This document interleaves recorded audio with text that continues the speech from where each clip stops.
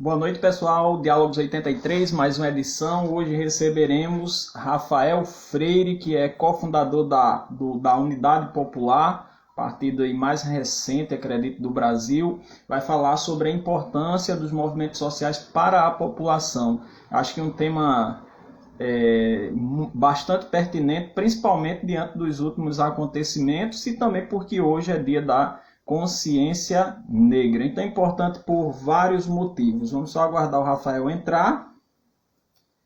Avisar aqui a ele.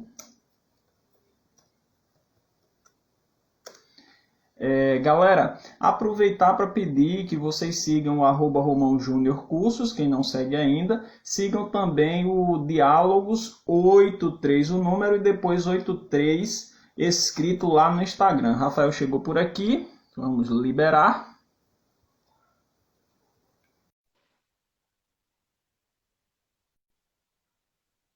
Aguardando.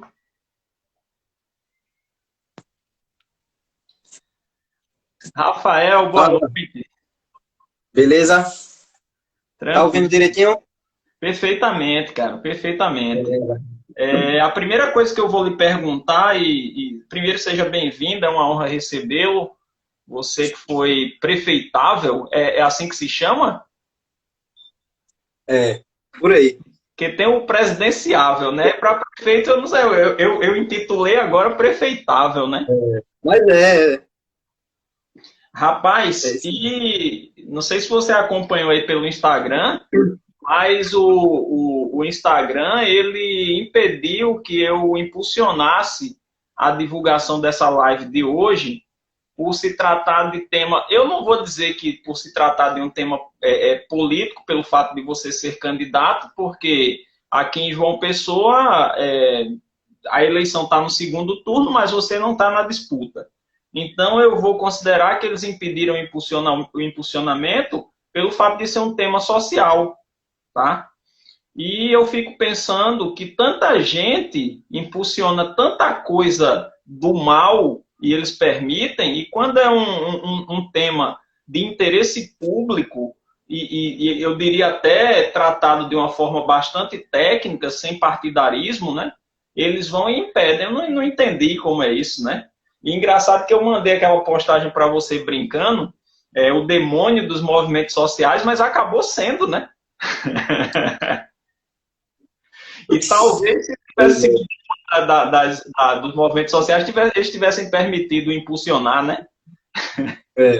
Verdade. Sejam E aí? bem-vindos, você que é fundador, cofundador, né? Que não é só uma pessoa que funda um partido político, inclusive é extremamente difícil conseguir fundar um partido político no nosso país. Então, você que é cofundador da Unidade Popular, o UP, foi candidato a prefeito nessa última eleição, é jornalista e está nos movimentos sociais há bastante tempo, né? Há bastante tempo, desde do Cefet, como você disse na descrição. Então, seja bem-vindo, fique à vontade para dizer as suas primeiras palavras. Beleza. Romão, você é um companheiro e amigo, né? Um abraço para você, um abraço para Vânia, um beijinho na testa de Luísa. Eu vi Luísa com quantos meses ali? Luísa estava com poucos meses de nascida, dias, né? Acho que não tinha nem um mês, sei lá. E não Dias. vi mais. Não vi mais Luísa. Mas 3 anos. fica um abraço aí para o meu amigo Romão, para a família. Esse papo aqui eu acho que é muito relevante e dentro do contexto, Romão, que você acabou de dizer, porque de fato eu fui candidato a prefeito de uma pessoa, faz poucos dias que aconteceu o primeiro turno, e a gente vê uma realidade em que muitas pessoas fazem da política e das eleições uma forma de engrandecimento pessoal, de enriquecimento, de carreira política, mas de fato isso não só nunca passou pela minha cabeça, como nem faz parte do projeto do partido, né? Tanto é que hoje, Dia da Consciência Negra, dia 20 de novembro, nós estávamos num belíssimo e combativo movimento de rua, de protesto, não só em função do que aconteceu ontem em Porto Alegre, mas porque essa é uma data, de fato, para lutar. Uma data que a gente tem que ter memória histórica para saber o que, de fato, aconteceu no nosso país, diante de mais de 350 anos de escravidão legalizada, e a escravidão não acabou, né? Então, esse é um dos temas que, com certeza, a gente vai abordar hoje, mas só estou fazendo referência logo a ele para mostrar isso, que, de fato, eu sou um militante dos movimentos sociais, e onde tiver uma luta, eu pretendo estar, e a Unidade Popular, que é o meu partido, pretende estar. Esse é o, como se diz hoje, esse é meu lugar de fala, né? É a partir dos movimentos sociais. Rafael, aconteceu esse caso com o João, eu esqueci o nome completo dele, mas vamos chamar de um João João. Alberto. João Alberto Freitas. Eu vou chamar de um João porque não é o primeiro João e infelizmente não será o último. Mas eu não quero chamar atenção ainda para esse fato. Eu queria chamar atenção para o fato da própria empresa Carrefour. Um dia foi violência contra os animais. Outro dia, um trabalhador morreu dentro de uma das lojas do Carrefour e ocultaram o cadáver até o horário do almoço, se não me falha a memória. E agora o caso desse João. Você não acha que existe alguma coisa de errado com essa instituição? Porque todo mundo foi e voltou a olhar para os 3 criminosos, que realmente são criminosos. Ninguém está tirando a culpa deles, não. Mas o fato de ter tanta gente e tantos casos dentro da rede Carrefour, e eu diria que num período de menos de 2 anos, você não acha que há alguma coisa errada com essa instituição, com essa empresa?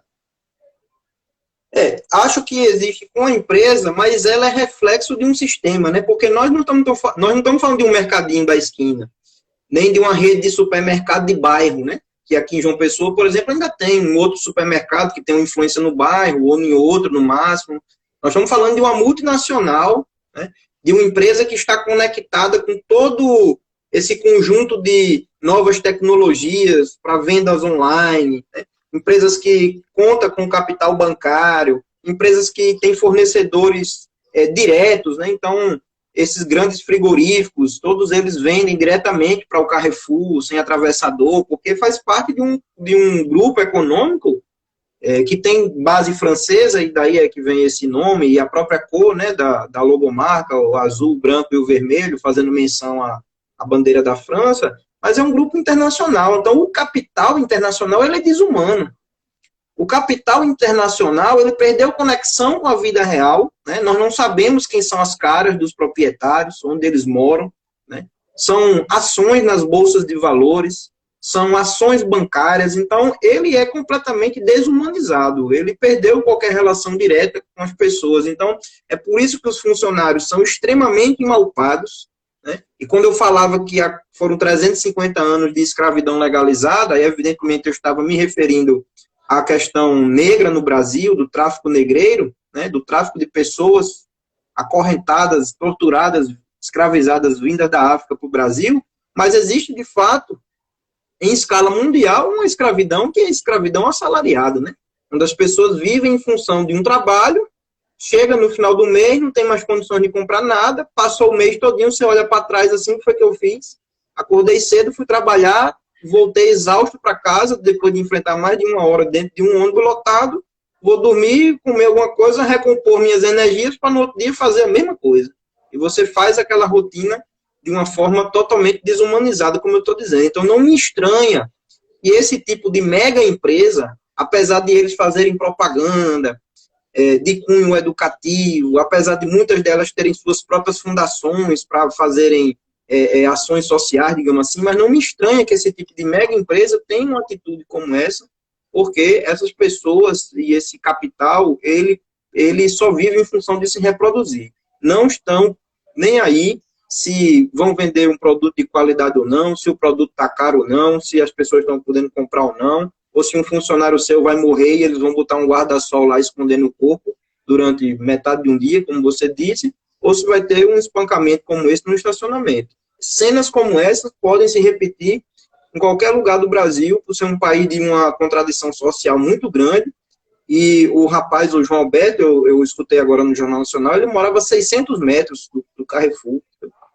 Então, é uma relação muito forte, né? Eu não sei se você está sabendo, Romão, mas eu recebi uma informação numa das agitações que nós estávamos fazendo na Lagoa, durante esse período da campanha, e uma pessoa me deu uma informação que precisa ainda ser checada, mas eu vou colocar aqui de qualquer forma, de que o Carrefour conseguiu ganhar na justiça o direito de posse de um terreno que fica atrás do Carrefour, onde mora ou morava, talvez, uma família por mais de 30 anos. E o Carrefour brigou e conseguiu desalojar. Quem trafega ali por trás do Carrefour pode lembrar assim de memória visual que ali atrás tem uma propriedade que ela tem uma espécie de cerca viva, ela tem um muro de planta. Nesse muro, para a parte de fora da rua, tem uma pia com uma torneira, né? Então qualquer pessoa podia chegar lá, lavar as mãos ou pegar um pouco de água, e tinha comida para animais. Quer dizer, era uma família que tem uma consciência ambiental, que tem uma consciência ali de comunidade, e essa família está para ser escorraçada daquela região ali, porque o Carrefour ganhou na justiça o direito de posse do terreno e provavelmente vai servir para estacionamento, né? Então, enquanto muitas e muitas famílias não têm o direito de moradia, muitos imóveis são ocupados para estacionamento, ampliando a lógica do uso do carro como única forma de deslocamento das pessoas, e ampliando a lógica de que a propriedade ela pode cumprir, ela pode continuar do jeito que é hoje sem cumprir nenhum tipo de função social, né? Pode um terreno ficar 40 anos vazio, sem ninguém usar o terreno, isso pode. Mas se vai uma família, um grupo de famílias que se organizam e fazem uma ocupação, que tira um pedaço de pau da mata para fazer um barraco, isso é crime ambiental, e essas pessoas são desalojadas à base de cacetete e de spray, como a gente viu ainda este ano, durante a pandemia, na comunidade autodenominada Dubai, que fica por trás do Aratu, né? O Aratu que fica, por sua vez, por trás do Cidade Verde, o Cidade Verde que fica, por sua vez, por trás de Mangabeira. Então, é o fim de João Pessoa, quase chegando na praia sem nenhum tipo como é que se diz, de equipamento público, nem nenhum tipo de assistência, né? Então, essa é a forma como as pessoas hoje estão vivendo, e essa é a forma como o capital vai empurrando as pessoas cada vez mais para áreas longínquas da cidade. Rafael, deixa eu mandar um abraço aí, uma boa noite para o pessoal que entrou aqui. Eu não tive tempo de falar, mas já adiantando que a Alexandre, que é professor de História do Estado, está pedindo para que assistam ao vídeo que ele fez lá no YouTube. Manda o endereço, Alexandre, e que também esse vídeo está no feed dele. O feed deve ser @Alexandro, né? Que é o nome dele. Eu não sei se tem mais alguma coisa, mas manda o endereço aí, Alexandre. Mandar um abraço para a Arilane, que entrou agora. Para a Emerson, eu não vou conseguir mais saber todo mundo que entrou, porque já passou.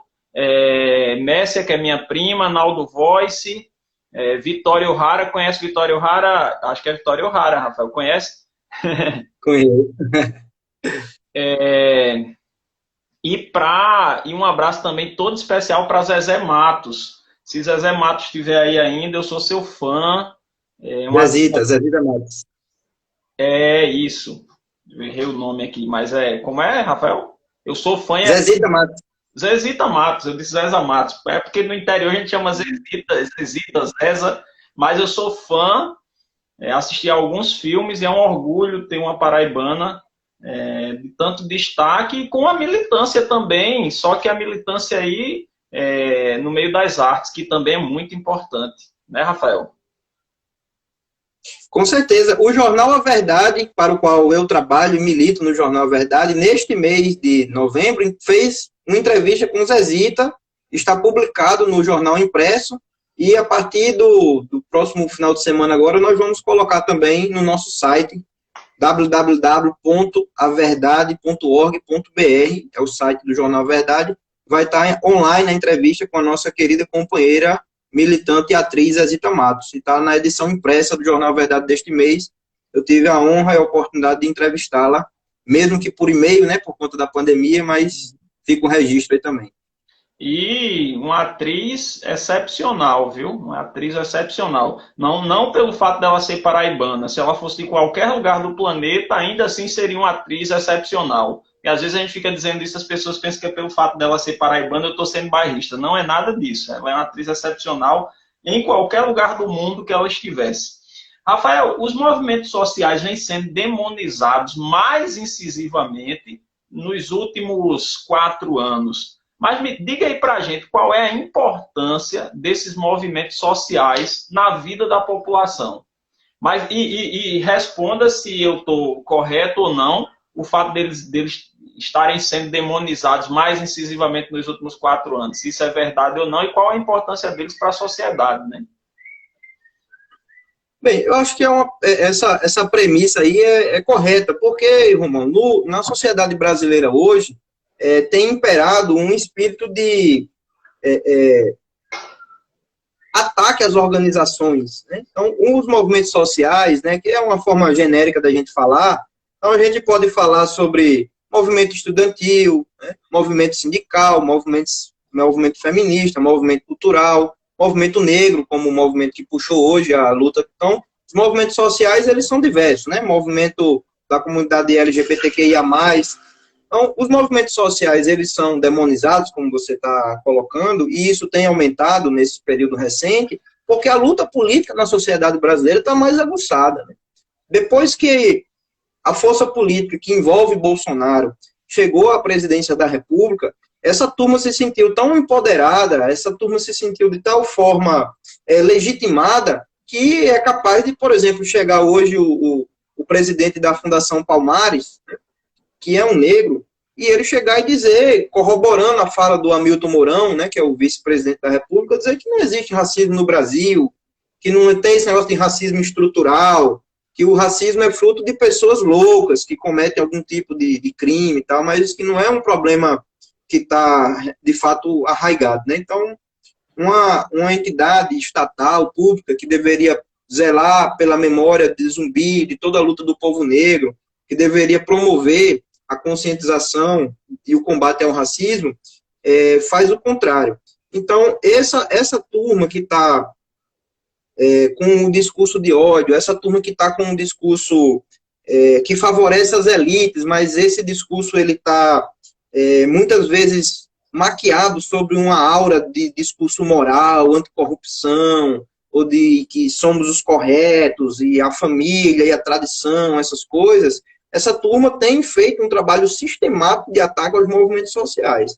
Basta ver que quando alguma figura de expressão sai dos movimentos sociais e vem para a disputa política direta, como o Guilherme Boulos em São Paulo, como a Manuela Dávila em Porto Alegre, essas pessoas são achincalhadas, são alvo de todo tipo de fake news, de combate frontal, que é feito através dessa rede de ódio que existe hoje dentro das redes sociais da internet, né? Mas isso foi uma introdução sobre a importância dos movimentos sociais, né? Sobre positividade, sobre espírito de organização. Quero mais uma vez, Romão, me perdoe se eu vou falar durante a live muito sobre hoje, mas foi muito marcante o ato de hoje. E o ato de hoje contra o racismo, ele só aconteceu porque tem um movimento social por trás. Imagine se cada um tivesse a ideia de sair na rua, cada um ia para um canto diferente. Quantas lojas do Carrefour tem em João Pessoa? Eu não sei exatamente, mas tem a dos bancários, tem a da BR, da Estrada de Cabedelo. Você lembra de outra assim? Não lembro. Bem, vamos dizer que tem essas duas, mas se cada um quisesse ir para um canto, um ia para o bancário, outro ia para Cabedelo, outro ia para Lagoa, outro ia para o mercado de Mangabeira, onde passa gente. Se cada um quisesse ir para onde achasse melhor, cada um ia para um canto de forma pulverizada. E assim que o Brasil tomou conhecimento, e eu estou dizendo João Pessoa, mas isso serve para o Brasil. Assim que o Brasil tomou conhecimento hoje de manhã do fato ocorrido ontem em Porto Alegre, rapidamente os movimentos sociais do país inteiro se organizaram, principalmente os movimentos setoriais ligados à luta da negritude, se organizaram para poder articular as manifestações. Então, hoje, o ato que houve hoje, a partir das 17 horas no Carrefour, dos bancários, foi fruto dessa articulação, de um trabalho prévio que existe. Então, os movimentos sociais formam pessoas, os movimentos sociais organizam as lutas de resistência, os movimentos sociais são responsáveis por boa parte das lutas que acontecem no Brasil. Infelizmente, hoje existe no Brasil uma distorção entre a militância dos partidos de esquerda e a militância dos movimentos sociais. Né? Digo isso com muita tranquilidade e digo isso em qualquer espaço. A grande maioria dos partidos de esquerda, inclusive de esquerda, os de direita não quero nem comentar, se afastaram, ou se afastou, a grande maioria se afastou das lutas de base dos movimentos sociais. Hoje, por exemplo, digo isso não com um sentimento de orgulho, digo isso com um sentimento de crítica interna. Hoje, por exemplo, praticamente o único partido que se apresentou como partido, ou seja, levou sua militância, estava lá presente no ato de hoje, foi a Unidade Popular. Eu lamento que os outros partidos não tenham dado força para um movimento tão combativo e legítimo. Então, é preciso fazer um encadeamento de todas as lutas. Todas as lutas sociais, elas devem estar dialogando. Nós precisamos fazer com que o movimento sindical volte a ser um movimento de luta e combativo, porque o movimento sindical, além de ter uma estrutura financeira, além de ter uma trajetória, além de ter um acúmulo muito grande, é um movimento que, por organizar os trabalhadores, tem como uma das funções mais importantes de promover um enfrentamento direto contra o capital, contra esses que a gente estava falando logo no começo, que são os patrões, as grandes empresas. Então, o inimigo, ele é visível nesse sentido para o trabalhador. Você fazer uma luta de classe direta por salário significa reduzir o lucro do patrão. É por isso que os capitalistas não querem, de forma alguma, dar altos salários para os trabalhadores, ou salários condizentes com a dignidade do trabalhador. Ele quer sempre rebaixar o salário, porque quanto menor for o salário do trabalhador, maior será o lucro da empresa, do patrão, o luxo. Então, esse enfrentamento cotidiano, ele é dos movimentos sociais. Não existe outra forma de organização que não seja essa. Os partidos políticos são um complemento dessa luta, ajudam a dar liga, a formação, mas a base de todo militante deve ser a participação nos movimentos sociais. Eu, só para fazer um parêntese, tive toda a minha formação, a minha base no movimento estudantil. Com 16 anos, eu comecei a participar dos movimentos de forma espontânea. Eu era aluno do Cefet, em Jaguaribe, e era muito comum acontecerem concentrações no Liceu Paraibano, e a gente juntava a turma do Cefet, 70, 80, 100, 150 pessoas, a gente já ia em passeata de Jaguaribe para o Liceu. E chegando no Liceu, se somava com os estudantes que vinham do Valentina, de Mangabeira, das escolas do centro mesmo, e a gente descia para a Lagoa, descia para o comércio lá embaixo, né? Na época a prefeitura ficava ali ao lado da Praça Antenor Navarro, no centro histórico. Então, foram lutas muito importantes que nós fizemos, e, por vezes, nós não fomos vitoriosos naquele momento, né? Quantas e quantas vezes a gente não foi para as ruas contra o aumento das passagens de ônibus, e mesmo assim tinha o aumento da passagem de ônibus, mas o fundamental, Romão, e a todos que estão assistindo, não é o resultado imediato da luta, é o que fica de acúmulo de aprendizado. Porque imagine se eu não tivesse participado daquelas lutas, eu provavelmente não estaria aqui conversando, provavelmente não teria sido candidato a prefeito, provavelmente não teria ajudado a fundar um partido, provavelmente não teria sido presidente do Sindicato de Jornalistas. Então, todas as lutas são importantes. A luta de hoje, eu tenho certeza que entre aquelas pessoas que estavam ali no Carrefour, teve gente que foi para o protesto pela primeira vez, ou pela segunda ou terceira, que está engatinhando, mas você vê aquela efervescência e começa a participar e vai criando consciência política, consciência de organização. Então, eu valorizo demais, desde a pequena passeata, desde uma luta estudantil dentro da escola, é uma trajetória de aprendizado que a gente tem dentro dos movimentos sociais. E eu, que tive essa oportunidade de conhecer o movimento desde cedo, porque eu estudava numa escola pública da rede federal, uma escola grande, que era o Cefet, desde cedo tive essa oportunidade. Quando eu entrei na universidade, que é por si só um mundo político, que é uma universidade não só do conhecimento científico, mas também uma universidade nesse sentido do conhecimento político e da participação, quando eu ingressei na universidade, para mim foi mais fácil. Eu já estava com aquilo nas veias, né? Já tinha sido ganho por essa ideia de participar. E lá na universidade uma amplitude de possibilidades muito grande para fazer militância estudantil, cultural, da negritude, trabalhar com extensão, né? Teve um colega aí agora que eu vi aqui, rapidamente falou sobre sindicatos rurais. Então, a universidade sempre teve, a UFPB sempre teve uma força muito grande, né, junto à agricultura familiar, junto à perspectiva do camponês, porque a Universidade Federal da Paraíba nasceu em Areia, né? O campus 2 da universidade, hoje campus 2, CCAA, né, Centro de Ciências Agrárias, a UFPB nasceu ali. O primeiro curso foi o curso de agronomia. Não à toa, Areia é a cidade de José Américo de Almeida, e ele foi a cabeça pensante que fundou a universidade, primeiro reitor. Então, o campus 3 em Bananeiras, né? E aí, Romão, eu digo isso também fazendo a menção à sua origem, e a origem também, né? Meu bisavô é de Rio Tinto, você é natural de Rio Eu Tinto, não sabia. morou, viveu lá, e hoje nós temos o Campus 4, né? Areia, Rio Tinto, Mamanguape, né? Pois é, meu avô é potiguara, né? Essa minha cara de índio aqui não é à toa, não. Meu bisavô é potiguara, nascido lá numa das tribos indígenas lá de Rio Tinto. Então, essa vinculação que a UFPB tem com o meio rural e camponês é muito forte. Então, a gente tem que valorizar isso. Nós somos um estado subdesenvolvido do ponto de vista da indústria, do ponto de vista de outras atividades econômicas, dependemos muito ainda dos serviços públicos e dependemos muito da agricultura também. Né?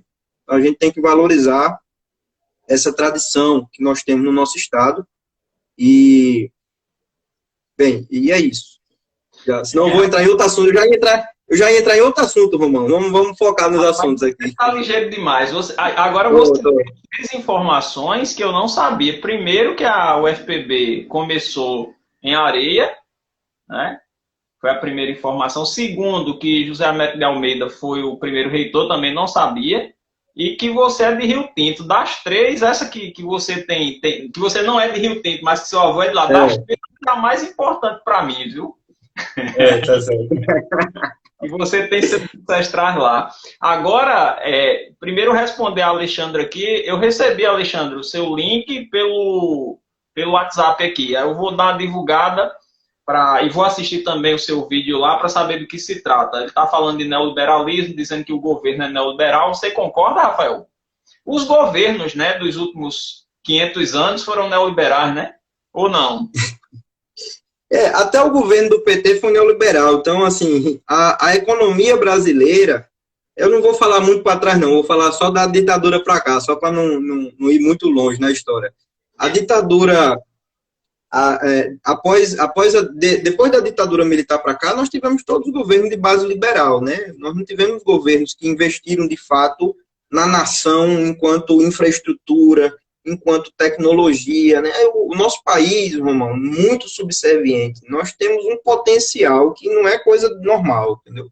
Não é normal o potencial humano, material, climático, de diversidade, de tudo que nós podemos pensar, o Brasil tem. Nós deveríamos ser um dos países de ponta do mundo em todos os aspectos possíveis, mas a lógica que preside o nosso país é uma lógica colonialista. Né? Então, as grandes empresas, as grandes corporações multinacionais sugam tudo que nós temos de positivo. E as nossas cabeças pensantes, elas vão muitas vezes para outros países para poder dar vazão aos seus projetos, porque aqui não se encontra investimento estatal, não se encontra investimento privado de forma nacional. Né? Os capitalistas brasileiros são extremamente subservientes também. Não há um único capitalista nacionalista nesse país, na minha opinião. É um negócio assim, ninguém quer investir, de fato, nesse conhecimento que vem da universidade, que vem da ancestralidade dos povos indígenas, dos povos negros, que vem da agricultura, da agroecologia, não. Essa turma só pensa em produtividade. Então, hoje o Brasil, por exemplo, é um dos maiores exportadores de soja do mundo, mas é também um dos maiores importadores de trigo. Para mim, isso é uma contradição imensa. Nós temos que, um governo que fosse nacionalista, um governo que não fosse neoliberal ou liberal, ele teria que organizar a indústria. A indústria clássica do galpão, da fábrica, e a indústria a agroindústria, né? E não é para ser esse agro-pop como a Globo fica fazendo propaganda. Então, a gente não pode, com grãos que são tão parecidos, você ser um dos maiores exportadores e, por outro lado, ser um dos maiores importadores. Isso está errado. Nós não podemos ter um dos países que mais produz carne, proteína animal do mundo, né? Tanto frango, quanto peixe, quanto carnes vermelhas, e o nosso povo praticamente só comer frango, né? Passa o mês comendo frango. E algumas vezes, inclusive quando não tem o frango, vai o velho ovo mesmo, entendeu? O ovo com sal ali, um pouquinho de óleo, com um pouquinho de margarina e vai-se embora. Então, o nosso povo é um povo que não tem soberania alimentar, né? Boa parte das famílias brasileiras dependem da escola pública para poder dar alimentação aos seus filhos.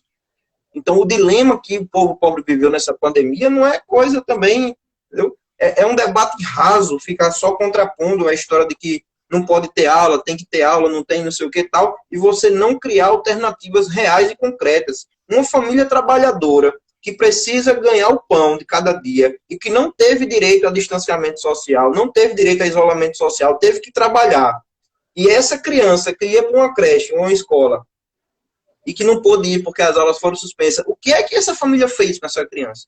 Onde essa criança ficou durante esse quase um ano todo? Né? Hoje mesmo eu estava dizendo aqui, nós vamos virar o ano, Romão, e nós vamos chegar na metade do ano que vem sem essa situação resolvida.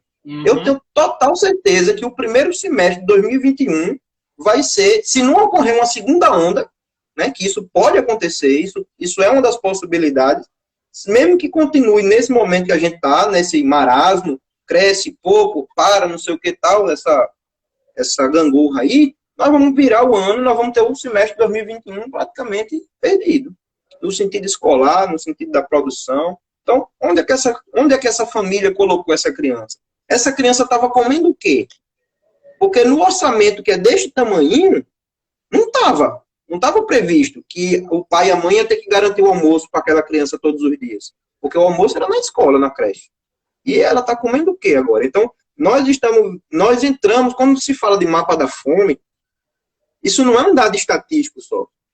A estatística, a pesquisa, esse elemento empírico de alguém foi lá a campo, o IBGE foi a campo, o DIEESE foi a campo, fez um levantamento, Fundação Getúlio Vargas e tal, isso tudo é muito importante para a gente pegar os dados e fazer alguma coisa com os dados. Mas quando você diz que não sei quantas milhões de pessoas estão com fome, isso não é um dado. Né? Isso é uma realidade extremamente cruel. E o governo Bolsonaro e todos os outros governos, tá aí, Alexandre está lembrando aí, o botijão de gás é R$100. Pronto. O governo Bolsonaro e todos os outros governos, em nível estadual e municipal, o que é que essas pessoas, esse governo, fizeram efetivamente para combater a fome durante o período da pandemia? Já não combateram o vírus de forma correta. E a fome das pessoas, e o desemprego. Então, nós vamos entrar no ano de 2021, acredito eu, sem querer ser pessimista, sem querer ficar fazendo alarme, nós vamos entrar numa situação social muito mais grave do que o que a gente começou o ano 2020. E os movimentos sociais, já que é o foco da nossa conversa, tiveram um papel fantástico. Entendeu? Como no começo da crise, da pandemia, quando de fato nenhum governo fez praticamente nada, demorou meses para vir falar de auxílio emergencial e outras coisas, os movimentos sociais desse Brasil, principalmente nas grandes cidades, nas capitais, seguraram a onda, cara. Foi muita gente envolvida. Associações de moradores, ONGs, gente que não era de uma associação nenhuma, mas que chegou junto, organizações que trabalham com soberania alimentar, movimentos sociais, entendeu? Foi muita gente que fez campanha de doação. Eu mesmo me envolvi diretamente em várias articulações para campanha de doações. Os companheiros aqui na Paraíba, do movimento de luta nos bairros, né? Sobretudo a companheira Rosilene, o companheiro João Batista, fizeram um esforço imenso para arrecadar alimentos, para arrecadar material de higiene pessoal, para arrecadar material de higiene para a casa das pessoas, para poder ter o direito de lavar a mão. O pessoal não tem água encanada, como é que vai lavar as mãos? Em falar de álcool, de distanciamento e tal.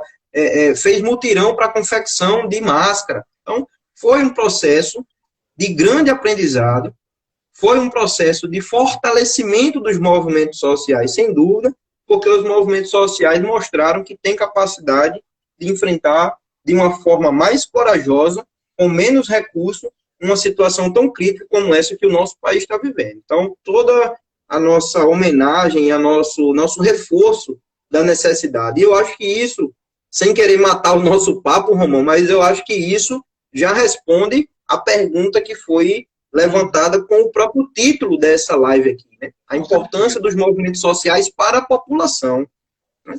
A população, de forma efetiva, recebeu uma ajuda substancial, não foi assistencialismo, foi doação militante, organizativa dos movimentos sociais do Brasil para ter sobrevivido aí durante os primeiros 2 a 3 meses, sem dúvida, da pandemia, antes que tivesse o auxílio emergencial. Lembrando, para terminar aqui esse bloco, Romualdo, lembrando que o auxílio emergencial não foi dado pelo governo Bolsonaro. Não. Bolsonaro e toda a sua equipe econômica era rigorosamente contra qualquer tipo de auxílio. começaram depois a falar em R$ 200. Aí a oposição no Congresso, né, a oposição que é PT, PSOL, PDT, PCdoB, Rede, Partido Verde e outros partidos se organizaram no Congresso. Os movimentos sociais pressionaram, cobraram, e a ideia de um auxílio emergencial, de uma renda mínima, foi ganhando corpo. E o Rodrigo Maia, de uma forma muito viva, porque ele é vivo e pensa lá na frente, ele disse, pô, isso aqui é uma coisa que vai dar bom para mim. Né? Foi lá e bancou também, e o Congresso Nacional aprovou o auxílio de R$ 600. Bolsonaro, seu governo, sua equipe econômica criminosa, que dá as costas para o povo, na primeira oportunidade que teve, quando viu que o negócio relaxou, quando viu que estava chegando perto das eleições e os próprios parlamentares, muitos seriam candidatos ou estariam apoiando candidatos em suas bases, foi lá e passou a tesoura e cortou o auxílio emergencial pela metade. E está doido para acabar agora, a qualquer momento, e estão fazendo corpo mole, estão fazendo vista grossa com a situação que o povo do Amapá está vivendo, por exemplo. A situação no Amapá é gravíssima. Hoje, salvo engano, Rafael, desculpe interromper, mas diga-se de passagem, aquilo é sim responsabilidade do governo. Total. Do governo federal, porque ele anda dizendo que, primeiro ele disse que já tinha feito alguma coisa e provaram que era fake news. E agora ele está dizendo que não é responsabilidade dele, como sempre faz, inclusive, né? Total, porque todos os governos passados, eles fizeram uma política tendente à privatização do sistema. Esse governo deu força a isso e ele fecha os olhos para a realidade do povo do Amapá, porque é um estado que por si só já é esquecido. Se você for perguntar onde é o Amapá, tem gente que não vai saber. Se você for perguntar onde é o Amapá, tem gente que nem sabe que esse estado existe. Se você perguntar qual é a capital do Amapá, tem aí que ninguém sabe mesmo. O Amapá, salvo engano, só tem 7 municípios. Era um território até um dia desse. Então, assim, é um setor, é uma região excluída do nosso país, mas onde moram milhares de brasileiros, entendeu? Milhares de brasileiros. A população de Macapá, se eu não estiver enganado, são cerca de 450 mil, e vizinho a Macapá tem uma cidade chamada Santana, que tem cerca de 100 a 150 mil habitantes. Então, é um estado pequeno, não chega a casa de 1 milhão de habitantes, né? Eu acho que se somar toda a população do Amapá, não dá a população de João Pessoa, mas isso não me interessa. Eu quero saber que são pessoas que estão unidas em torno de um ente federativo, de um estado, tem um governo estadual, tem 3 senadores, inclusive Davi Alcolumbre, que é o presidente do Senado, é de lá do Amapá, o seu irmão é candidato a prefeito de Macapá agora, e é um dos responsáveis pelo seu clã político, né? Toda a lógica que predomina lá é uma lógica extremamente ferrenha contra as populações indígenas, é a favor do desmatamento, a favor da cultura da mineração. Então, nós precisamos dar essa mensagem também, né? Então, nesse dia de hoje, em que com certeza o dia é dedicado à questão da consciência negra, eu queria deixar essa mensagem para a população do Amapá e todos os brasileiros e brasileiras, que nós precisamos ter um sentimento de nação, uma memória histórica muito mais forte do que o que a gente tem hoje. Rafael, a Alexandre está dizendo que tem interesse de manter contato com você. Como é que ele faz para lhe encontrar?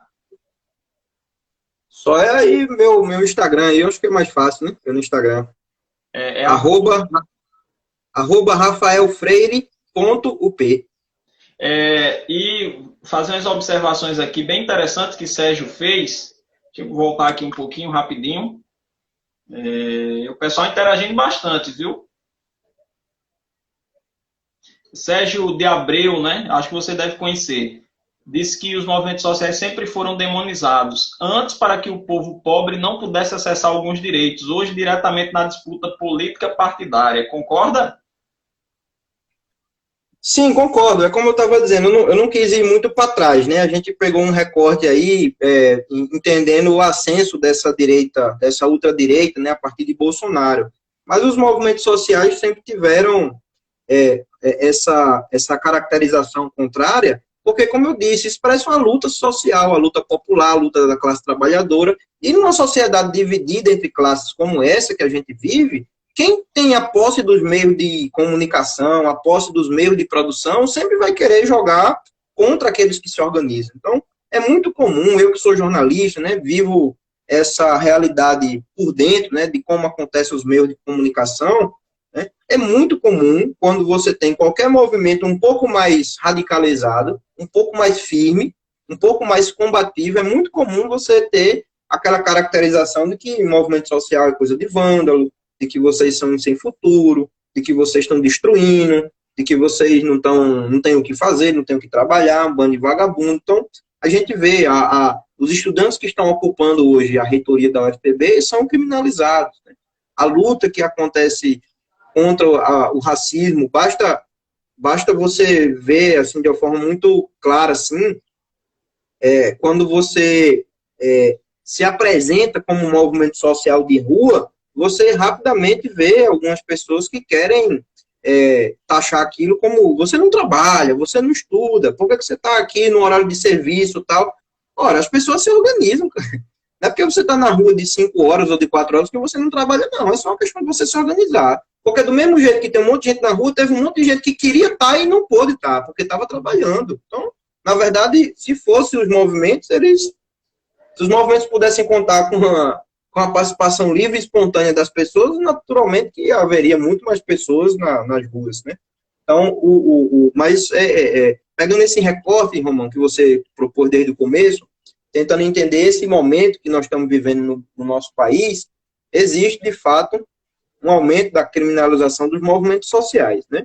E a gente está sempre em alerta, porque sempre que um militante é preso, sempre que um militante ou uma militante sofre preconceito, sofre algum abuso, sofre algum assédio, os movimentos se organizam, se solidarizam, porque é dessa forma que a gente age, né?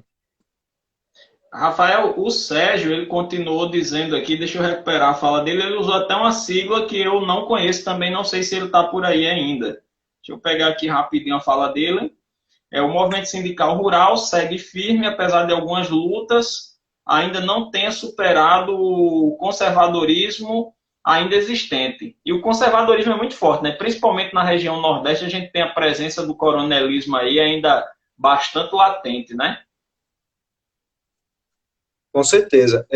A gente estava comentando esses dias, Romão, que eu digo assim, eu estava com alguns companheiros do partido, da Unidade Popular, e a gente estava comentando o quão é difícil você criar um partido ideológico como é o nosso numa cidade pequena, né? Porque muitas pessoas que ainda querem ingressar numa militância partidária estão contaminadas com essa ideia de carreira política, né? E a gente não trabalha com isso. Por outro lado, se você tem uma pessoa que quer realmente fazer uma militância política partidária, essa pessoa, se ela for funcionária pública, assim, como prestador de serviço, que é muito comum hoje, né, ela está totalmente dependente de quem está na gestão, né? Então fica na mão ali e fica sofrendo pressão e chantagem. E mesmo na hipótese de que seja alguém, por exemplo, concursado, você pegar um servidor público concursado da prefeitura, onde ele tem direito à estabilidade do emprego, não pode ser demitido, mesmo assim, essa pessoa pode tranquilamente ser perseguida, trocada de local de trabalho, ser colocada, se é uma professora, por exemplo, que dá aula numa escola que fica na sede do município, manda dar aula numa escola rural, num sítio. Então, você faz de tudo para tirar as pessoas da possibilidade de fazer uma vida política efetiva. Isso é o que a gente vê, né? Isso é o que a gente escuta, isso é o que a gente sente quando a gente vai numa cidade menor. Essa lógica é muito forte. A Paraíba tem 221 municípios. Isso é uma aberração jurídica, né? Pernambuco, a Paraíba tem mais ou menos 2/3 do território de Pernambuco. Pernambuco tem 167 municípios. E a Paraíba tem 221. Nós temos cidades aqui, N cidades aqui na Paraíba, na média de 5 mil habitantes, né? Com todo respeito às populações dessas cidades, mas são municípios que não têm capacidade de se autossustentar. Dependem praticamente em tudo de repasses federais, de repasses estaduais. Não tem uma economia local. E esses municípios, 223, a colega aqui está corrigindo. E a Ana conhece porque ela é da área de saúde e certamente tem um trabalho belíssimo com, acho que é tuberculose ou é hanseníase, mas eu tenho quase certeza que é tuberculose. Tem um trabalho belíssimo com tuberculose e ela já visitou, acredito que esses 223 municípios, viu, Rafael? Por isso que ela disse com tanta precisão. Muito bem, Ana. Valeu. Obrigado pela correção. Então, é muito característico que essas cidades elas só existem de fato enquanto cidades, com esse status de cidade, para manter esse coronelismo. Porque vai ter uma família, porque vai ter um grupo que domina e que passa aquilo de geração para geração. Né? Então, a gente sabe que essa política aqui na Paraíba, no interior do Nordeste como um todo, é muito forte e a gente precisa ter um trabalho. Eu não estou dizendo que a gente vai abandonar esses municípios, muito pelo contrário. Né? Quando nós aceitamos o desafio de construir um partido político legalizado, sabendo de todas as dificuldades que isso existe, nós tivemos um verdadeiro clamor de vários companheiros e companheiras que são muito aguerridos, de municípios pequenos da Paraíba, que disseram, rapaz, agora sim, eu acredito que tem um partido para nos representar. Como a gente obteve um registro eleitoral muito próximo agora das eleições, do final do ano passado para agora, nós não tivemos uma oportunidade de fundar diretórios municipais, né? Veio a pandemia que impediu as viagens, então, mas eu estive em Areia, né? Eu estive em Lagoa de Dentro, né? Nós recebemos vários contatos de Itaporanga, então tem várias pessoas, Brasil, Paraíba afora aí por dentro, né? Que estão com vontade de se organizar e de lutar, e com certeza, passado esse momento eleitoral agora que foi muito rico, né? Visando o ano de 2021, nós vamos procurar, enquanto partido, organizar pessoas que querem fazer parte de uma luta, de uma militância, para a gente desenvolver os movimentos sociais nessas cidades, desenvolver sindicatos, entidades estudantis, movimentos de mulheres e fazer com que esse caldo político se desenvolva e que a gente tenha condições de organizar as lutas. Isso é o mais importante, formar pessoas. Romão, você é um professor, eu acho que algumas das pessoas que estão assistindo a live trabalham com educação também, né? Eu sou um militante da educação pública, porque mesmo eu não estando hoje nem na condição de professor, nem sou líder estudantil, né? Já tô velho nessa trajetória aqui de ser estudante nesse sentido, mas eu me criei no movimento estudantil, sou filho de um professor que trabalhou durante 31 anos na rede pública, né? Boa parte desse tempo, ou quase todo esse tempo, trabalhando no município e no estado. Então, eu venho dessa cultura em defesa da educação pública, desse espaço, né? Meu lugar de fala, como se diz, também passa muito por aí, né? E dentro do processo de educação, aliás, e na condição de jornalista, eu sou funcionário, eu sou assessor de imprensa do Sindicato dos Trabalhadores em Educação, do SINTEP, é o Sindicato dos Professores e dos Técnicos da Rede Estadual de Ensino. Então, eu estou dentro dessa perspectiva e eu olho muito essa ideia de a gente fazer um casamento entre a educação, aí eu falo da educação formal, da sala de aula, mas eu falo também da educação popular, da militância em defesa da educação pública, com essa perspectiva de crescimento de uma consciência política. Eu acho que por dentro da educação, nós temos uma possibilidade real e efetiva de trabalhar a cabeça dessa juventude, formar uma nova geração de militantes, formar uma geração de pessoas com consciência crítica, com capacidade de intervir na sua realidade local. Não é só sair da cidade do interior e vir para a capital, entendeu? É fazer com que todas as pessoas da periferia, das cidades menores, tenham oportunidade de participar de um movimento social, de se organizar para lutar. Ô, Rafael, Sérgio fez dois comentários aí bem interessantes, mas eu queria voltar ainda que ele pediu desculpas por ter puxado o papo para o MTTR. Eu fiquei voando, eu não sei qual é a sigla, você sabe? Pode ser que seja um movimento de trabalhadores rurais. Isso, é isso mesmo. Então é isso mesmo. E ele está dizendo aqui agora, primeiro um abraço para a Arilane, está dizendo que vai ter que sair. Arilane, depois a gente tem que conversar sobre outro assunto aí, mas depois a gente conversa sobre isso. Ouvi que a Unidade Popular é mais que um partido, é uma unidade de pessoas da esperança, que assim sigam, firmes. Aí aproveitar que a gente está falando da Unidade Popular e falar sobre uma pergunta que surgiu lá atrás. Eu já estou rindo, que eu fiquei me perguntando, rapaz, eu não sei se eu vou fazer essa pergunta, Rafael, mas eu vou fazer. Acho que foi até o Alexandre que perguntou, votar em quem no segundo turno aqui em João Pessoa? Eu acho que você já deve até ter ouvido essa pergunta inúmeras vezes nesses últimos dias. Nós temos de um lado Nilvan, E temos, inclusive deve ser do seu sindicato, Nilvan, e do outro lado temos Cícero. E aí, Rafael, como é que fica essa história? O que é que você acha disso? Bem, o Diretório Municipal da Unidade Popular aqui em João Pessoa passou a fazer uma rodada de consultas a vários militantes desde a segunda-feira, né? A eleição foi domingo, na segunda-feira a gente começou, conversa com um, conversa com outro, fomos acumulando. Na quarta-feira à noite nós fizemos uma reunião importante, onde a gente elaborou um documento. E esse documento, Romão, essa nota, ela está pública desde a quinta-feira pela manhã nas redes sociais do partido, nas minhas redes sociais também, colocando o voto nulo. Qual é o fundo que está colocado aí dentro dessa discussão? Nós não conseguimos, efetivamente, fazer uma distinção entre Cícero e Nilvan. Algumas pessoas se apegam à aparência, porque você pega Nilvan e a fala dele choca mais. A fala dele está mais próxima da fala que Bolsonaro faz, né?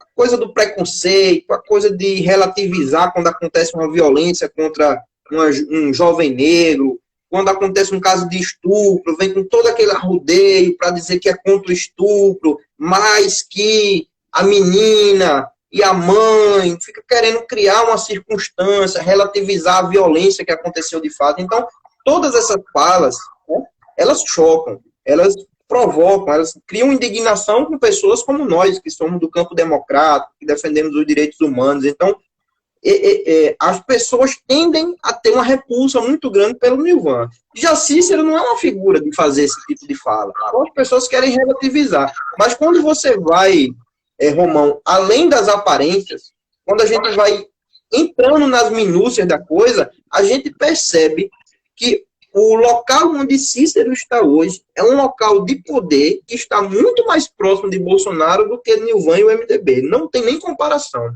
O partido ao qual Cícero é filiado e é candidato nessas eleições é o Partido Progressista, que de progressista não tem nada, é o PP. Antigo PPB, é o partido que foi de Maluf, é o partido que foi por mais de 10 anos do próprio Bolsonaro, inclusive. Então, o PP hoje é um dos partidos que mais cresce no Brasil, e aqui no estado da Paraíba, ele é dominado pela família Veloso Ribeiro, Veloso Borges Ribeiro, né? Que é a família de Aguinaldo e de Daniela. Né? O avô deles, né, que se chama Aguinaldo também, Aguinaldo Veloso Borges, foi durante décadas o líder, o cabeça do grupo chamado Grupo da Várzea, aqui da Paraíba. E pega toda essa região que começa aqui na capital.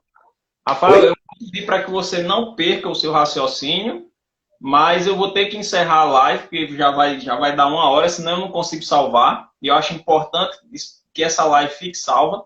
Aí eu vou encerrar, mas a gente volta, pode ser? E aí você conclui. Pode ser, tranquilo. Beleza? Beleza.